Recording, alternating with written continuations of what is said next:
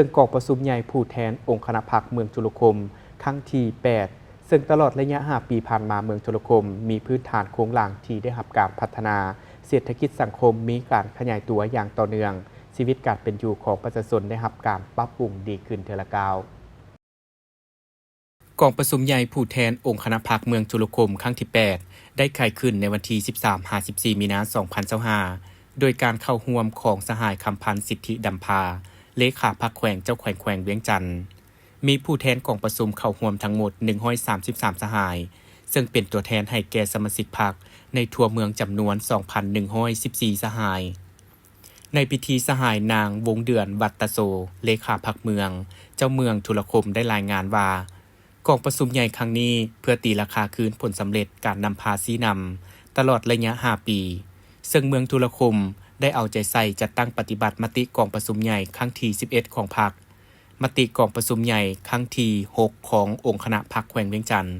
และมติกองประชุมใหญ่ครั้งที่7ขององค์คณะพรรคเมืองทุลคมอย่างเป็นขบวนการฟดฟื้น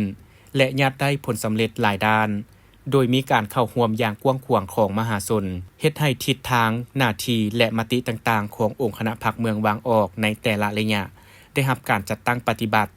สร้างได้ผลงานและบทเรียนอันล้ำค่าแก่ท้องถิ่นสิ่งที่พ้นเด่นแม้นได้หันเอาพนักงานการนำพนักงานลักแรงลงเฮ็ดเวียกก่อสร้างหลักฐานการเมืองตามคำสั่งแนะนำเลขที่03ทับกมสพว่าด้วยการสร้างบ้านน้อยให้เป็นบ้านใหญ่สร้างบ้านใหญ่ให้กลายเป็นตัวเมืองน้อยในชนบทได้สำเร็จการดำเนินกองประชุมใหญ่ของคณะพรรคฮักฐานหน่วยพรรคในทั่วเมืองนำพาประชาชนสร้างแผนพัฒนาบ้านพัฒนาครอบครัวเฮ็ดให้เมืองทุลคมมีความเป็นระเบียบเรียบร้อยดีขึ้นกว่าเก่าพื้นฐานโครงหลังได้รับการพัฒนาเศรษฐกิจสังคมมีการขยายตัวอย่างต่อเนื่องชีวิตการเป็นอยู่ของประชาชนได้รับการปรับปรุงดีขึ้นทั้งหมดนั้นเป็นขีดหมายแห่งบาทก้าวขยายตัวของเมืองทุลคมแสดงถึงการพัวพันสนิทแน่นและการเป็นน้ำหนึ่งใจเดียวระหว่างพรรคกับประชาชนบรรดาเผ่าแสดงถึงความรับผิดชอบของคณะบริหารงานพรรคเมืองจึงสามารถเฮ็ดร่อนหน้าที่การเมืองของพรรคและประชาชนมอบหมายให้หน้าที่อันสำคัญของกองประชุมใหญ่ในครั้งนี้จะได้สุ่มใส่พิจารณารับรองเอาบทรายงานการเมืองแผนพัฒนาเศรษฐกิจสังคม5 ปี 2024-2029รับฟังการประกอบคำคิดคำเห็นของแต่ละโครงเขตกรมกองอ้อมข้างเมือง